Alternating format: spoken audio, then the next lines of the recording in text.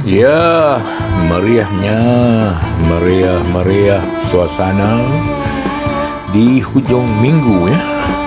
Kalaulah kita pergi dan pulang dari Hajai ke Padang Besar menaiki Siam Railway Thailand.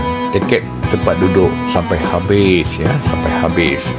Hanya tiket untuk berdiri yang ada. Ditambah pula gerabak yang untuk menampung keperluan. Gerabak ni gerabak klasik ya. Klasik. Lihat tapi masih sesak juga. Lihat nanti keadaan dalam setiap gerabak ya. Dengan duduk, dengan berdiri ya.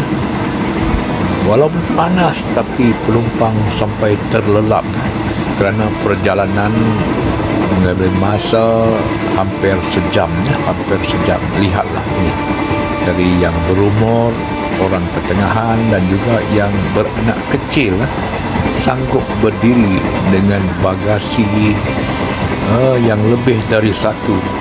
Yang lebih dari satu. Kalau pergi hanya satu bagasi ya. Bila balik ini mungkin 2, 3, 4 atau lebih. Itu dia. Alright.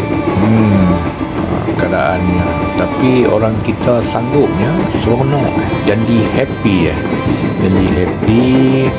Dan setibanya di Padang Besar ya, di stesen KTM Padang Besar, lihatlah selepas urusan immigration kita mesti menaiki tangga ya, untuk membeli tiket KTM pula untuk meneruskan perjalanan. Keadaan sangat sesak ya.